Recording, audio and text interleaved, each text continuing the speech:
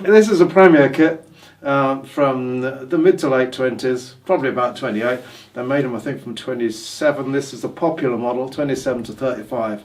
And the bass drum is it's huge. 22. It does seem bigger than the others. I don't know. I'm not quite sure why. Maybe we've shrunk today. But it's a 28 by 15, and it's 10 tube lugs as usual. This is quite nice because all the washers on each lug has a Premier stamp on it. On these here, I see what you're saying. On each of the little ones. And down the side here, there's the Premier popular model, little badge there. They're always on the side, not on the top at this period, because very often people use the trap trays. Oh, of course, or consoles to put things in. So down the side was where they were normally put.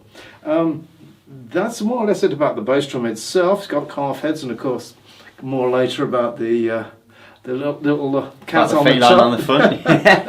And so the snare drum is also a popular model. Yeah. And similar date, and it's as it is, got calf heads, top and bottom, original type of thing. If they're not, maybe original altogether. Wow. It's not been too bad looked after, this kit. No, it's very nice. 10 wire wound strands and a Premier stamped snare release there, which is normal. And again, popular model on the badge there on the snare drum. Excellent stuff. Stick chopper hoops, of course, as they all were at those days. It was a name given actually after these hoops became flanged. In other words, the stick saver hoops, etc., which weren't quite sharp on your sticks. But a lot of people, including myself, really like the sound of these very simple stick chopper hoops. Right, they look very cool, don't they? Yeah. Excellent. No flanges, in other words. Yeah. Cool. So, could you tell us a bit more about the other accessories that are on the kit, please? The usual sort of accessories we have here. This drum, of course, as if we're talking about drums, is a China tom, slightly smaller than the other one you would have seen on the Ludwig kit. Yeah. This is a particularly nice condition. The top side is a lovely flaming dragon. Wow. And an exotic that's what we all need on all of our kits. We need a flaming dragon. Flaming dragon should be on the front. Let's go with the cat. And an exotic bird underneath. And I mean a bird, not slang for. No. Yeah. Cool. So that's under the symbol is actually meant to sound like a Turkish symbol. It's got a Turkish stamp on it, but it's got a Premier stamp as well. And apparently, according to the catalogues, they produce their imitation Turkish cymbals, which was not a derogatory term in those days, because they were trying to get to sound exactly like it and not pure imitation. Very cool. And the cymbal, the clamp-on cymbal holder, not a T-bar, just a single one this time. With a Premier stamp on the rim clamp, and so too on this here, which leads me to believe that all these accessories certainly contemporary, but they may even have been with this kit all the time. Maybe original, cool. And it's stamped as well. The simple little tom-tom holder. Yeah, it's very nice. China woodblock. That's not original because that's got an Ajax, same period an Ajax clamp on. Okay, but still English though, of course. Still in the same period, and cowbell. Is this cymbal's a strange size? Is that right? Oh yeah, very unusual size. I did mention that. It's 13 3/8 inches in old money. Don't ask me what that is in Imagine going into the shop and asking for that then. Exactly. Cool. And we've got a little cowbell here as well. There's a cowbell there. That's just the usual old China cowbell. That I think is also Premier stamped, but I think it is indeed. Yeah, you can see it from where you're sat. Could be original, or is it at least contemporary? As absolutely. You said. The pedal, which you can't see at the moment, but we can cut to, I'm sure. That is flash onto it. Is the popular? I'm not quite sure what it's called, but it's direct stroke. That's what it's called. The popular direct stroke. Okay. Cool. Which did remain popular actually until after the popular models were withdrawn from service, as it were, from catalogues. Right. Cool. So, and the snare drum stand is also stamped Premier from the period. Okay, so it's sort of simple little tripod stand. So that could well be the one that came with it as well, potentially. But it came with the kit when I got it. When you got it, right? From the classic drum museum. Okay, excellent stuff. So that's about all I can say about the kit. How about we do a bit of playing? let's see what it sounds like. Sounds good. Okay, folks, here we have the kit. And before I actually demonstrate it or give you a soundbite of it, just want to say that you can see I've changed the setup. Got the snare drum to the left slightly more on the left side of my left leg, i.e. as a side drum. Okay, they were called side drums as well as snare drums because they were worn on the side when marching. And in addition to that, I did see some footage of drummers of the 20s and even into the 30s playing the snare drum in this position. So I've set it this way just for this demonstration as it's different. Also with the China tom, sometimes they were this side, sometimes there.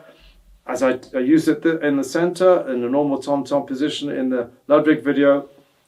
But it is like any time today or yesterday, drummers will personalize the drum kit however it suits them. So these shells are 3-ply walnut stained. They look like oak, but they do have oak reinforcement rings. So how does it sound? Well, it's very woody sounding.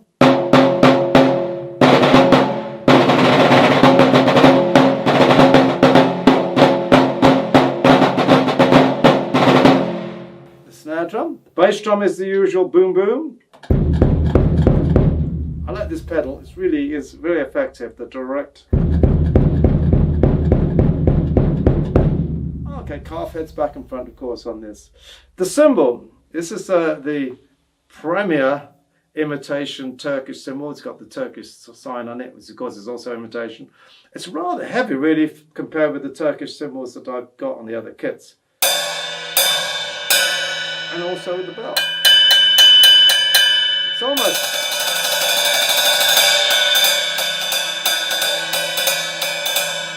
could almost be a ride cymbal.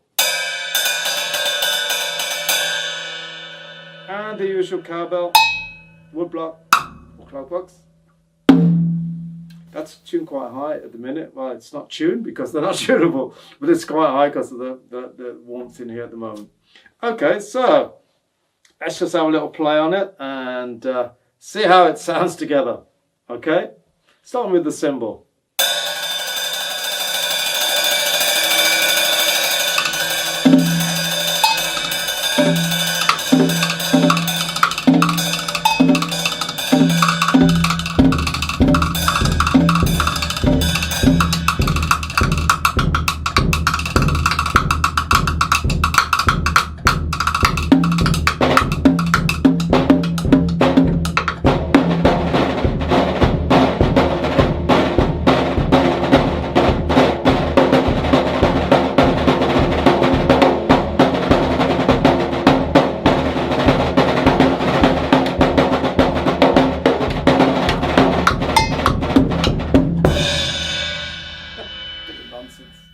Okay, that's how it sounds, folks. So back to Harry. Brilliant! I love the sound of these old kits. So thank you for demonstrating there. That's really cool. Yeah. Now I believe this kit was featured in a major London exhibition and in Rhythm magazine. Is that correct? Yes, and just so happens I have I just got these out for you. Okay. The exhibition was in early 2018, and it was at Two Temple Place in London. Fine building, and it was called Rhythm and Reaction. Okay. The Age of Jazz in Britain. And it was an extensive exhibition on all things pertaining to the period, the 20s and 30s, and a little bit before and afterwards. Bet you enjoyed looking around there, did you? I did, it was great. And I had, this kit was featured, plus one of my collapsible bass drums and the big Premier kit. Oh, the big Premier. 30s one, yeah. you can see the big 1930s Premier. It's on Next Level Chops. There's a video about that one as well, of course. And Rhythm magazine, of course, is a fine publication. It's a general drummers publication. Yeah, they cover a wide range of things, don't they? And a colleague of ours, Mr Jeff Nichols, does a fine vintage page.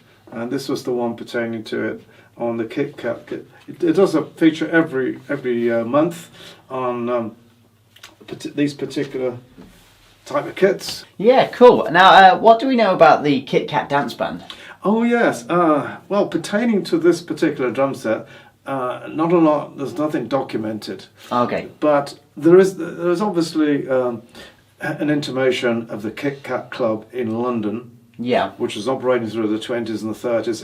It was the place to be for everyone, from the young flappers that were really getting to the jazz age, and even royalty. The Prince of Wales, Edward Prince of Wales, before he abdicated to marry Mrs Wallis Simpson, they used to. I think both of them used to frequent there. Wow. It was certainly popular with Americans as well, and the hoi polloi Americans at that particular time. It did, however, have the name Kit Kat with a C. Okay. This logo is with a K. With a K, yeah, of course. But of the research that I've done, there's one band I've found that spelt on their records at the time was Arthur Rosebury's Kit Kat Dance Band. And on records, sometimes spelled with a K, sometimes with a C. Right, it's possible. It's unusual that they changed it, isn't it? Yeah, and they were having hits of the day between 28 and 32. So that's the only band possible that I could think had any association with the club. Yeah, which was in Haymarket, Piccadilly. It was a place to have some good bands. There was a resident band called the Kit Kat Dance Band, and they had even American visitors like Paul Whiteman, who was a big band in America at the time in the 20s, and others like Jack Hilton's band, top band in the 30s over here. Okay, cool. So it was the place to be.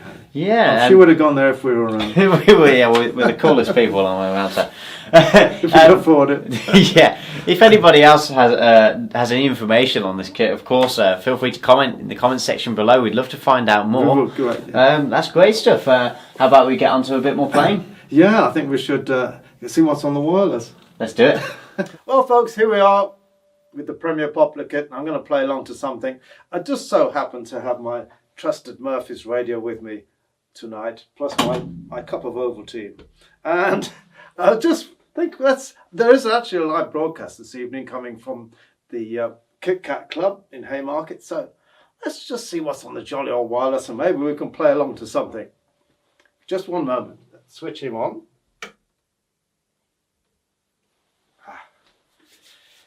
Wait for the valves to warm up.